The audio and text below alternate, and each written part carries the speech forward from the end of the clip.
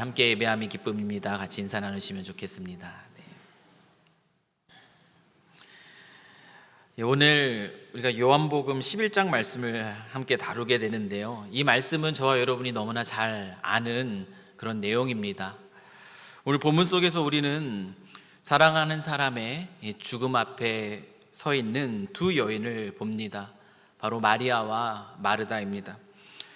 사랑하는 가까운 사람이 질병을 앓고 있는 것을 보는 것은 힘든 일입니다. 더 힘든 것은 그 질병이 낫지 않고 더 심해져서 죽음을 경험하게 되는 것, 보는 것은 더 괴롭고 힘든 일입니다. 그런데 마르다와 마리아가 지금 바로 그와 같은 상황 가운데 놓여 있습니다. 그들에게는 나사로라고 하는 남자 형제가 있었습니다. 그런데 그가 갑자기 병에 들었습니다. 그리고 결국 회복하지 못하고 낫지 못하고 죽음을 경험하게 됩니다. 삶에서 마주칠 수 있는 큰 아픔과 큰 고통의 상황 속에 지금 두 자매가 놓여 있게 된 겁니다. 이와 같은 상황 속에 놓여 있게 될 때에 이 마르다와 마리아의 마음 속에는 어떠한 생각이 들었겠습니까? 제 생각으로는 아마 마르다와 마리아도 우리의 생각과 크게 다르지 않았으리라 생각이 듭니다. 두 여인은 죽음이라는 것에 대해서 생각하면서 이런 질문을 던지지 않았을까요? 누구나 다 한 번씩 죽는 것은 사실이지만 왜 하필 우리의 오라비였던 이 나사로가 병에 걸려야만 했을까? 왜 그 질병으로부터 회복되지 못하고 그 병으로 죽게 되었을까? 그 질문을 던지면서 아마 마음 아파하고 있지 않았을까? 그 생각이 듭니다. 종류가 다르더라도 저희들도 마찬가지예요. 우리도 인생을 살아가면서 예기치 못했던 여러 가지 다양한 종류의 삶의 아픔, 삶의 고통, 그 문제 앞에 놓여 있고 그것을 마주하며 살아갑니다. 지금 이 자리에 계신 우리 성도님들 가운데에서도 혹시 여러분 자신에게 또는 여러분이 사랑하는 그 사람들에게 닥친 그렇게 견디기 힘들고 슬픈 그 고통스러운 일들로 인하여 마음 아파하는 우리 성도님들도 이 가운데 아마 계시리라 생각을 합니다. 그런 아픔을 마주하게 되면 우리는 무슨 생각을 하게 됩니까? 우리는 아마 하나님께 질문을 먼저 던질 겁니다. 저는 그렇습니다. 몸이 갑자기 아파지게 될 때에 또 바라던 일과 계획하던 일들이 이루어지지 않아서 마음에 낙심이 될 때에 내가 사랑하는 이들에게 힘들고 어려운 일들이 닥치게 될 때에 그때 먼저 드는 생각은 이런 생각이에요. 하나님 저를 사랑하시죠? 이 질문을 던지는, 하나님 저 사랑하시죠? 저도 하나님 사랑하시는 거 아시죠? 우리가 던질 수 있는, 신앙인으로서 던질 수 있는 질문입니다. 하나님 저 사랑하시잖아요. 저도 하나님 사랑하는 거 아시잖아요. 그런데 왜 이 아픔이, 이 어려움이, 이 고통이 내 삶 속에 있습니까? 솔직히 이런 생각이 드는 것은 너무나 자연스러운 생각일 겁니다. 우리가 이런 생각을 하면서 오늘 본문의 말씀을 한번 보시겠습니다. 이런 생각을 가지면서 오늘 본문의 말씀을 보면 이 마르다와 마리아에게 일어난 일이 다소 당황스럽습니다. 왜냐하면 오늘 본문은요, 삶의 아픔이라는 것, 삶의 고통이라는 것이 신앙을 가진 우리들은 그런 생각을 하기가 쉽잖아요. 우리가 하나님을 사랑하고 또 하나님이 우리를 사랑하시기 때문에 삶의 고통과 아픔이란 문제들은 우리에게 찾아오지 않을 것이다라고 은근히 기대하는 마음들이 우리 안에 있습니다. 그리고 그럴 것이라고 믿는 그런 믿음들이 우리 안에 있어요. 그런데 오늘 본문의 말씀은 그렇게 얘기합니다. 삶의 고통이라고, 삶의 아픔과 같은 것들이 우리가 하나님을 사랑하고 하나님이 우리를 또 사랑하시지만 그와 같은 이들에게도 똑같이 나타난다라는 것이 오늘 본문에서 우리가 발견하는 사실이에요. 오늘 본문을 보시면 이 마르다와 마리아 그리고 나사로에 대한 기억이 아주 특별합니다. 그들에 대해서 성경이 뭐라고 기록하고 있는지 5절 말씀을 한번 보십시오. 예수께서 본래 마르다와 그 동생과 나사로를 사랑하시더니, 성경을 보면 예수님이 자기를 사랑하는 자들을 사랑하셨다라는 그런 표현이 있습니다. 그런데 이렇게 특별하게 어떤 한 가정에 대해서 그 사람의 이름을 불러가면서 사랑하셨다라고 기록하고 있는 본문은 이 본문이 유일합니다. 마르다와 그 동생 마리아와 나사로를 사랑하셨다 뿐만 아니라 이 마르다와 마리아도 어떻습니까? 예수님이 마르다와 마리아와 그 나사로를 사랑하셨다라고 이야기하는 것처럼 이 마르다와 마리아도요, 예수님에 대한 사랑이 각별했습니다. 얼마나 예수님을 사랑함으로 나아가는지 우리는 성경 구석구석에서 발견하고 있다라는 거예요. 이 마르다, 마리아, 이 나사로의 가정은 예수를 사랑했고, 그리고 예수께 사랑받았다고 성경이 특별하게 기록하고 있는 그런 가정이에요. 그런데 질병과 죽음이라는 이 고통은 그 가정에게도 예외가 아니었다라는 사실이에요. 예수님이 사랑하시는 나사로도 병에 들었습니다. 예수님이 사랑하시는 그 나사로도 그 병으로부터 회복을 경험하지 못하고 결국 죽게 되었습니다. 이 삶의 고통이라는 것, 삶의 고난이라는 것, 이 아픔이라는 것은 예수를 사랑하는 이들에게도, 예수께서 사랑하시는 이들에게도 나타나는 그와 같은 일이라는 것이 오늘 말씀 안에서 우리가 확인하는 내용이에요. 이 사실 앞에서 우리는 기억하기를 원합니다. 우리에게 닥치는 그 삶의 고통과 삶의 고난과 그 아픔이 우리에게 나타나는 것은 우리가 하나님을 사랑하지 않아서가 아니고, 반대로 하나님이 살아계시지 않기 때문에, 또 하나님이 우리를 사랑하지 않기 때문에 우리의 삶 속에 나타나는 것이 아니라는 사실, 그 사실을 저와 여러분이 기억할 필요가 있습니다. 그러면 왜 그와 같은 삶의 고통과 고난, 그와 같은 것들이 우리의 삶 속에 나타나게 될까요? 우리는 왜 그것들을 마주하는 그 삶을 살아갈 수밖에 없겠습니까?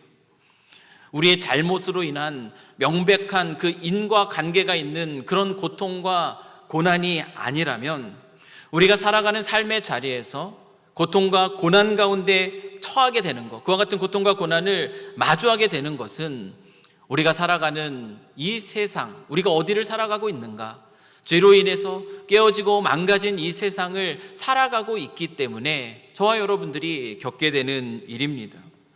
인간의 욕심 속에서, 그 무분별한 그 개발 속에서 오늘날 최근에 우리가 마주한 게 무엇입니까? 알 수 없는 그 동물들이 전염시키는 그 전염병을 우리가 온 인류가요 다 경험을 하게 되었습니다.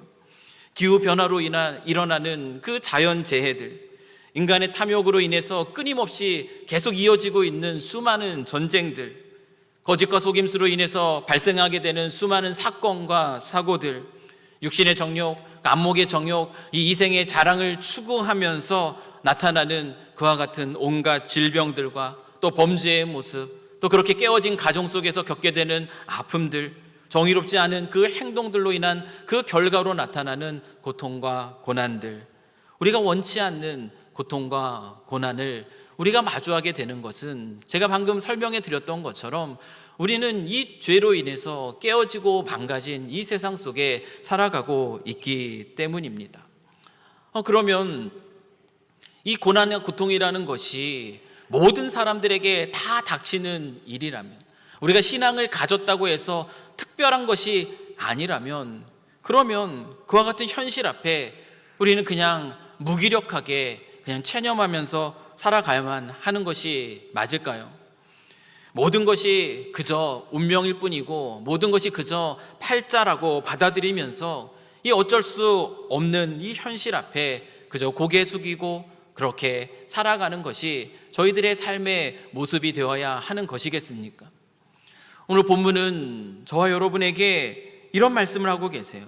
죄로 인해서 깨어지고 망가진 이 세상 속에서 우리가 원하지 않는, 때로는 그런 고통과 고난을 겪고 살아가는 우리들에게 이렇게 얘기합니다. 비록 그와 같은 고난과 고난이 신앙을 가졌다고 하더라도 닥치는 그와 같은 현실 속에 살아가고 있지만 소망 없는 자와 같이 살아가지 말아라.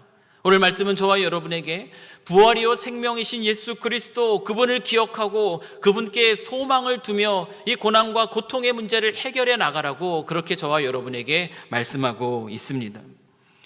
예수님이 이 사랑하는 나사로가 병이 들었습니다.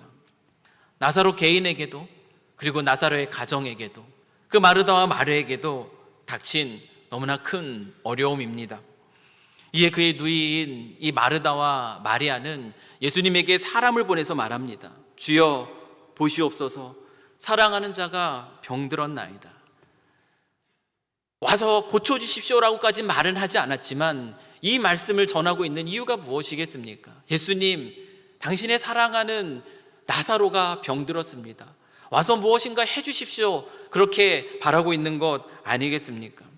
이 이야기를 전해 들은 예수님은요, 이렇게 말씀하십니다. 4절 말씀이에요. 예수께서 들으시고 이르시되 이 병은 죽을 병이 아니라 하나님의 영광을 위함이요 하나님의 아들이 이로 말미암아 영광을 받게 하려 함이라 하시더라. 예수님이 무슨 말씀을 하시냐면 이 병은 죽을 병이 아니라고 말씀하세요. 그리고 하나님의 영광을 위한 것이라고 말씀하십니다. 누구라도 이 이야기를 들으면 어떻게 생각하겠습니까? 누구라도 이 이야기를 들으면 예수님께서 이제 고쳐주시려나 보다, 예수님께서 치료해 주시려나 보다, 이 생각이 들지 않겠어요? 죽을 병이 아니라고 말씀하셨고 하나님의 영광을 위해서라고 말씀하셨기 때문에 그와 같은 생각을 하는 것이 지극히 맞는 생각인 것 같아요. 그런데 우리가 아는 것처럼 그 결과는 어떻게 나타납니까? 예수님은 아무것도 행하지 않으셨습니다. 나사로는 결국 병으로 죽게 되었습니다. 이 마르다와 마리아가 충분히 원망할 수 있는 그런 상황입니다. 왜냐하면 마르다와 마리아가 아는 예수님, 그 예수님은 어떤 예수님입니까? 예수님은 기적을 베푸시는 분이시에요. 그 능력이 있으신 분이라는 것을 마르다와 마리아는 너무나 잘 압니다. 이 요한복음 지금까지 우리가 보면서 이 요한복음 속에 얼마나 많은 기적들이 기록되어 있는지 우리가 알고 있지 않습니까? 이 요한복음 2장을 보면 예수님은 물을 포도주로 바꾸는 그런 놀라운 기적을 행하셨습니다. 이 4장을 보면은 병들어 죽게 된 그 왕의 신하의 아들을 고쳐주시는 놀라운 기적을 베풀어 주셨어요. 5장은 또 어떻습니까? 38년 된 그 질병으로 인해서 고난당하던 그의 오래된 질병을 예수님은 고쳐주셨고요. 6장을 보시면 물고기 2마리와 보리떡 5개로 5,000명이 넘는 수많은 사람들을 먹이시는 그 놀라운 기적도 베푸시고, 또 자연을 거스러서 물 위를 걸어가시는 놀라운 기적도 나타내 주셨습니다. 9장에서는 그 눈먼 자도 고치시는 그 놀라운 능력을 나타내 주셨어요. 특별히 병들어 죽게 된 그 왕의 신하의 아들, 그 왕의 신하의 아들을 고쳐주실 때는 어떻게 하셨습니까? 직접 찾아가지 않으셨고 그저 말씀 하나만으로 내 아들이 살아있다, 그 말씀만으로도 그 순간 치료의 기적이 나타났던 것을 우리는 알고 있습니다. 그렇기 때문에 이 나사로가 병들어 죽게 되었을 때 이 마르다와 마리아가 예수께 사람을 보내어 당신의 사랑하는 나사로가 병들었습니다라고 얘기할 때 예수님이 아무것도 하지 않으셨다라는 것, 예수님이 기적을 베풀지 않으셨다라는 그 사실 앞에 원망할 수밖에 없는 그런 상황입니다. 충분히 이해가 되는 상황이에요. 그러니까 21절 말씀을 보면 마르다가 무슨 얘기를 하고 있습니까? 마르다가 예수께 여짜오되 주께서 여기 계셨더라면 내 오라버니가 죽지 아니하였겠나이다. 마르다의 마음만은 아니에요. 마리아도 마찬가지입니다. 32절에서 마리아도 이렇게 얘기해요. 마리아가 예수 계신 곳에 가서 배웠고 그 발 아래 엎드려 이르되 주께서 여기 계셨더라면 내 오라버니가 죽지 아니하였겠나이다 하더라. 이 마르다와 이 마리아의 말 속에 담긴 그 예수님에 대한 그 섭섭함이 느껴지는 그런 이야기입니다.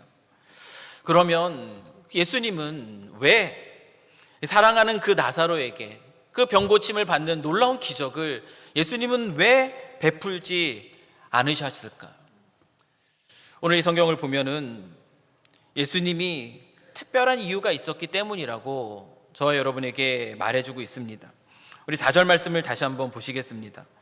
예수께서 들으시고 이르시되 이 병은 죽을 병이 아니라 하나님의 영광을 위함이요 하나님의 아들이 이로 말미암아 영광을 받게 하려 함이라 하시더라. 예수님은 이 나사로의 그 질병으로 인하여 맞이하게 되는 그 죽음, 우리가 이야기를 다 알고 있으니까요. 그 죽음 속에서 다시 살아나는 그 기적, 그 모든 과정을 통해서 하나님의 영광을 드러내기 위함이다. 그리고 당신이 하나님의 아들이라는 것을 선포하기 위함이다라고 말씀하고 계십니다. 이 특별한 이유 때문에 예수님은요, 당신이 사랑하는 그 나사로의 죽음 앞에서 특별한 기적을 행하지 않으셨어요. 자기가 사랑하는 어떤 특별한 한 사람의 하나님이 아니라 자기가 사랑하는 모든 이들의 하나님 되심을 나타내 보여주시기 위해서 예수님이 그와 같은 선택을 하신 겁니다. 이 예수님의 이 선택은요, 결코 쉬운 선택이 아닙니다. 어려운 선택이에요. 왜 그렇습니까? 예수님이 어떤 분이십니까? 예수님은 자기의 어떠함을 드러내기 위해서 우리로 고통 가운데 있게 하시는 그런 분이 아니십니다. 우리가 오해하지 말 것은, 그런 사실을 오해하면 안 돼요. 예수님은 어떤 분이십니까? 마태복음 9장 35절에서 36절 말씀을 보면 이렇게 얘기하고 있어요. 예수께서 모든 도시와 마을에 두루 다니사 그들의 회당에서 가르치시며 천국 복음을 전파하시며 모든 병과 모든 약한 것을 고치시니라. 예수님이 온 마을과 도시에 두루 다니며 그들을 가르치고 그들 가운데 모든 병들 그리고 모든 약한 것들을 예수님이 고쳐주신 그 이유가 무엇입니까? 그 다음 절 보면은 이렇게 설명하고 있어요. 무리를 보시고 불쌍히 여기시니 이는 그들이 목자 없는 양과 같이 고생하며 기진함이라. 예수님이 그들을 바라보시면서 그 마음속에 가득했던 그 긍휼하심, 우리를 바라보시고 우리 안에서 느끼시는 그 긍휼하심, 그 불쌍히 여기심 때문에 예수님은요, 할 수 있는 한 그 사역을 하시는 그 동안에 모든 도시와 모든 마을을 다니시면서 모든 병들과 약한 것들을 고쳐주시기 위해서 힘쓰고 애쓰셨습니다. 예수님은 그런 분이세요. 그런 분이 이 사도 요한의 눈에도 예수님과 너무나 각별해 보이는 이 마르다, 마리아, 그 마르다 마리아가 그 나사로가 병들었다는 소식을 전했을 때 예수님이 그 소식을 듣고도 기적을 베풀지 않는 그 선택을 그 순간 하셨을 때에 그 예수님의 그 마음은 얼마나 아프셨겠습니까? 우리가 인생을 살아가면서 마주하게 되는 삶의 아픔과 또 삶의 고난 가운데 우리가 잊지 말아야 될 사실은 이것이에요. 더 많은 사람들을 위해서 그러한 선택을 예수님은 하셔야만 했지만 그 예수님은 결코 그 예기치 못한 그 슬픔과 아픔과 고난 가운데 있는 그 마르다와 마리아에게 무관심한 분이 전혀 아니었다는 사실입니다. 그 사실을 우리가 잊지 말아야 됩니다. 이 35절에서 35절 말씀을 보십시오. 예수님이 나사로의 그 무덤으로 향하셨을 때 그 어떻게 반응하고 계시는가? 예수님은 이렇게 반응했다라고 성경이 기록하고 있어요. 예수께서 그가 우는 것과 또 함께 온 유대인들이 우는 것을 보시고 심령의 비통히 여기시고 불쌍히 여기사 이르시되 그를 어디에 두었느냐? 이르되 주여 와서 배옵소서 하니 예수께서 눈물을 흘리시더라. 예수님의 마음은 이렇습니다. 우리를 향한 예수님의 마음은 늘 한결같아요. 죄와 사망의 권세 아래에서 이 깨어지고 망가진 이 세상 속에 살아가면서 그 고난과 고통 가운데 신음하는 이들의 그 모습을 보면서 심령이 비통히 여기셨고, 그분이 예수님이에요. 함께 아파하고 여기서 말하는 것처럼 함께 오시는 분, 그분이 바로 예수님이시라는 사실입니다. 여러분에게 한 번 더 말씀을 드려요. 혹시 지금 여러분의 삶 속에 그 예기치 못했던 슬픔, 그 아픔을 주는 그 고난과 고통 가운데 계십니까? 여러분의 삶 속에 이와 같은 일들이 일어나지 않기를 바라지만 혹시라도 언젠가 이와 같은 아픔과 고통 가운데 계시게 되더라도 이 사실을 기억하시길 바랍니다. 우리가 믿고 우리가 사랑하는 예수님, 그 예수님은 우리의 삶에 무관심한 분이 결코 아니라는 사실이에요. 우리가 믿고 우리가 사랑하는 예수님은 방금 읽은 본문에서 우리가 보는 것처럼 우리가 아파할 때 우리와 함께 아파하시고 우리가 눈물을 흘릴 때 우리와 함께 눈물 흘리시는 분이시라는 사실, 그 사실을 기억하시면서 그 신앙 안에서 또 마음의 위로를 얻으실 수 있는 저와 여러분 되실 수 있기를 이 시간 간절히 축원합니다. 그런데 예수님은 단순히요 우리를 동정만 하시는 그런 분은 아니십니다. 능력이 없으신 분이 아니세요. 우리가 잘 아는 것처럼 예수님은 놀라운 기적과 능력을 베푸시는 그런 분이세요. 예수님은 나사로의 무덤 앞에서 사람들에게 말합니다. 무덤을 막아놓은 그 돌을 굴리라고 얘기해요.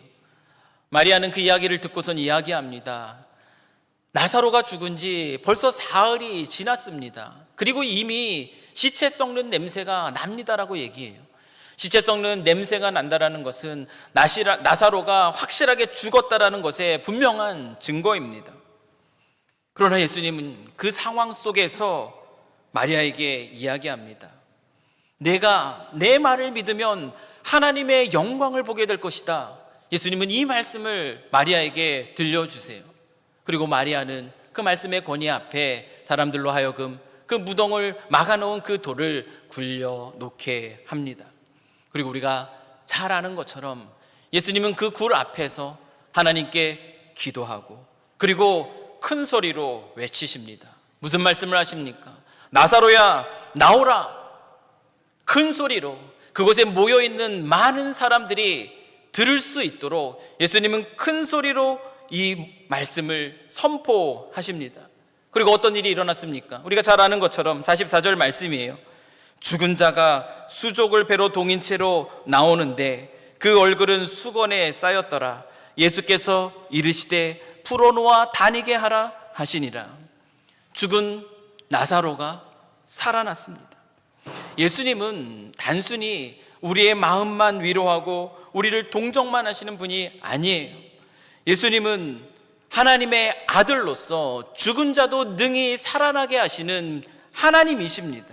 이 사실을 보여주기 위해서 이와 같은 능력을 나타내심으로 예수님 당신이요 죄와 사망의 권세 아래에 있는 신음하는 그 사람들을 구원하기 위해 이 땅에 오신 하나님의 아들이시라는 그 사실을 그곳에 모여있는 모든 사람들에게 어떤 특별한 한 사람의 하나님이 아니라 모든 사람들을 향한 하나님이라는 사실을 선포하기 위해서, 그리고 지금 이 기록을 듣고 있는 저와 여러분에게 이 사실을 다시 한번 들려주시기 위해서, 우리로 하여금 예수 그리스도를 믿게 하기 위해서 사랑하는 그 나사로가 병들어 죽어감에 있음에도 불구하고 나사로도 마르다도 마리아도 섭섭할 수 있는 그 상황이었지만 예수님은 당신의 능력을 당장에 나타내시는 것을 멈추셨습니다.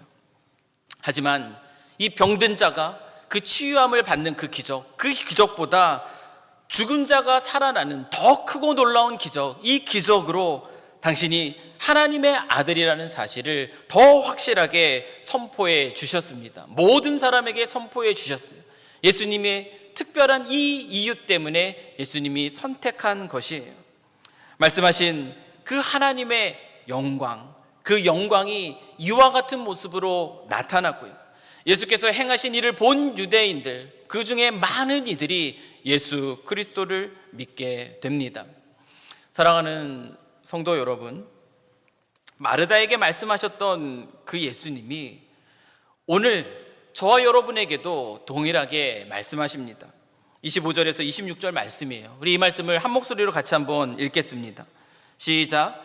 예수께서 이르시되 나는 부활이요 생명이니 나를 믿는 자는 죽어도 살겠고 무릇 살아서 나를 믿는 자는 영원히 죽지 아니하리니 이것을 내가 믿느냐. 아멘. 예수께서 이르시되 저와 여러분에게 말씀하세요. 나는 부활이요 생명이니 나를 믿는 자는 죽어도 살겠고 무릇 살아서 나를 믿는 자는 영원히 죽지 아니하니라. 이것을 내가 믿느냐. 사랑하는 성도 여러분, 여러분은 이 말씀을 믿으십니까? 아무도 안 믿으세요?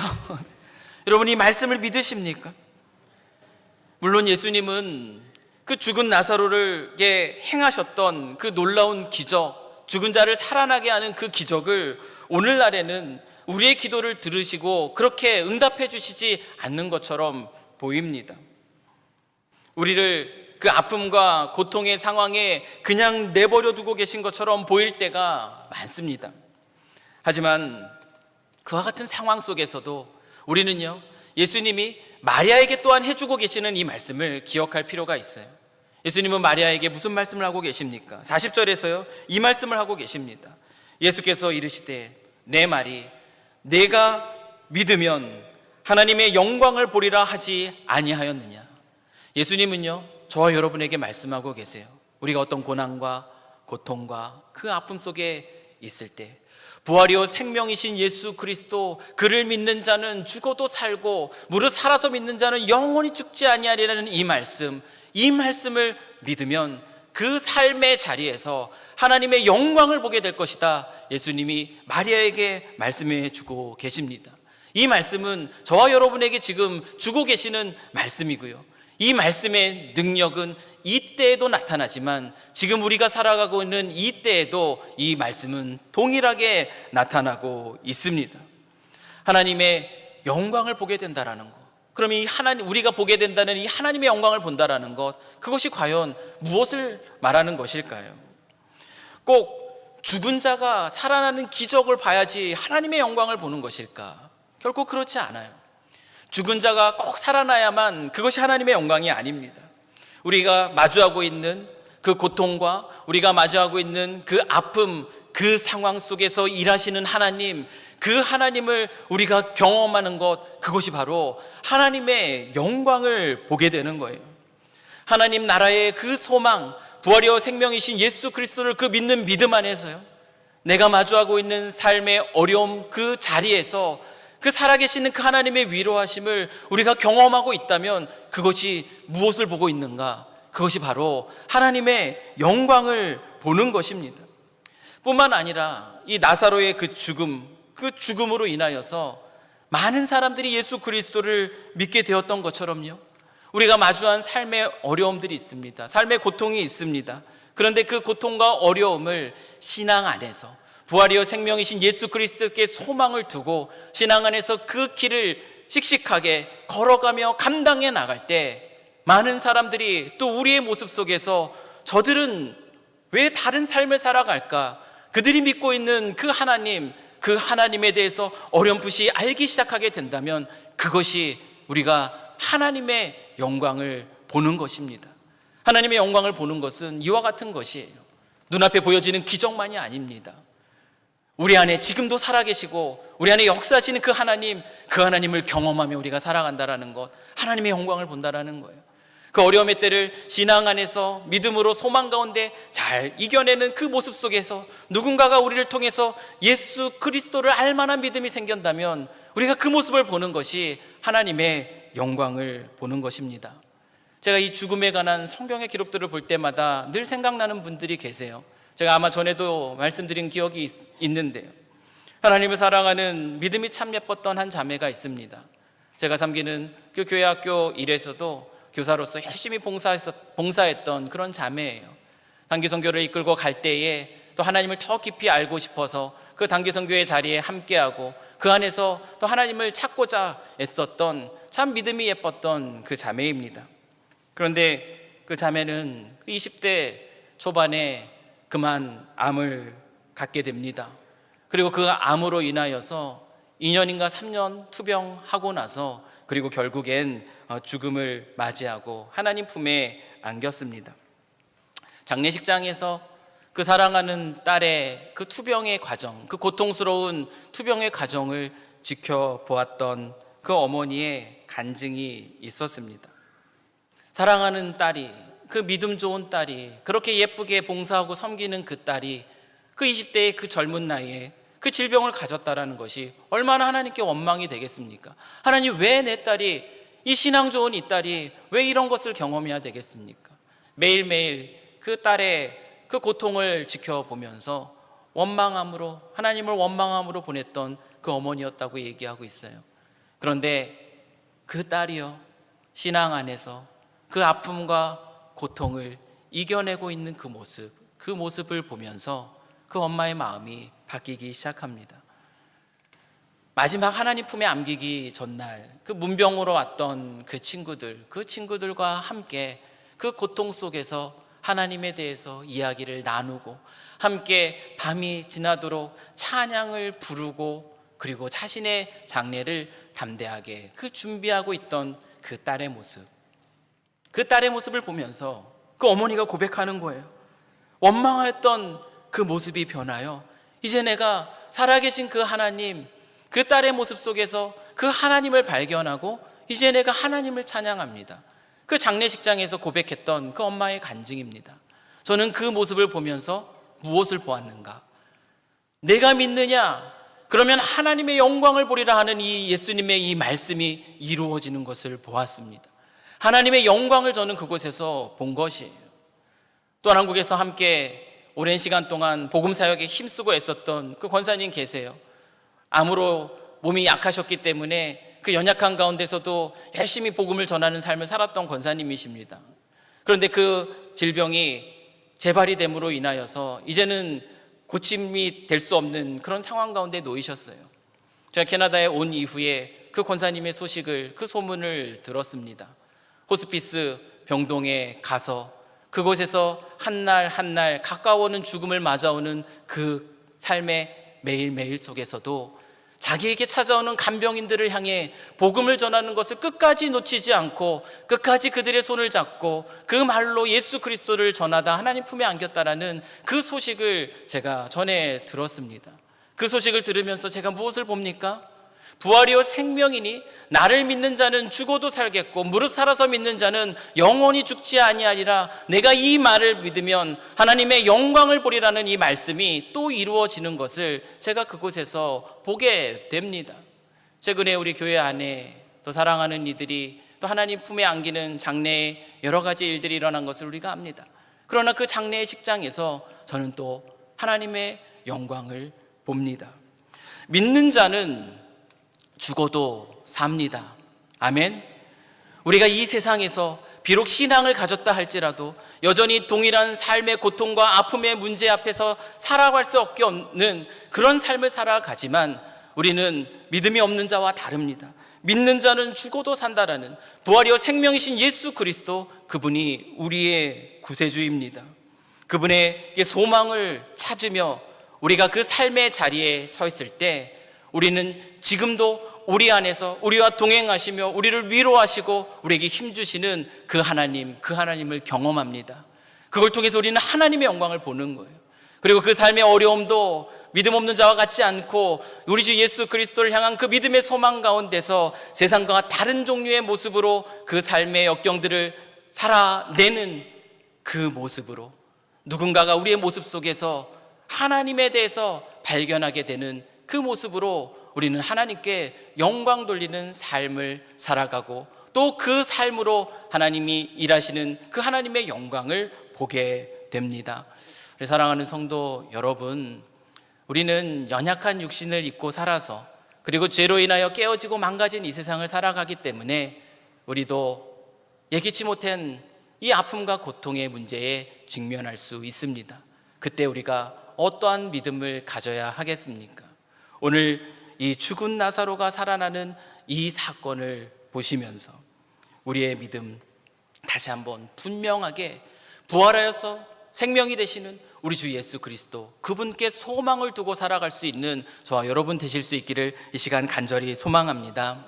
날마다 삶의 자리에서 그 믿음 안에서 하나님의 영광을 보는 삶, 하나님의 위로를 경험하고 나를 통해서 또 나의 믿음의 또 다른 모습을 통하여 누군가 하나님 알게 하는 그 하나님의 영광을 드러내는 그 삶이 저와 여러분의 삶이 되실 수 있기를 이 시간 간절히 축원합니다. 그 삶 속에서 주님이 함께 하시고 늘 우리에게 힘주시고 우리를 위로하시며 그 아픔, 그 눈물 닦아주시고 우리로 하여금 하나님의 영광 가운데 기뻐하는 삶을 살아가게 하실 줄 믿습니다. 저와 여러분이 그런 삶을 살아가기를 다시 한번 주님의 이름으로 축원합니다. 함께 기도하겠습니다. 하나님 아버지, 생명이요 부활로 우리에게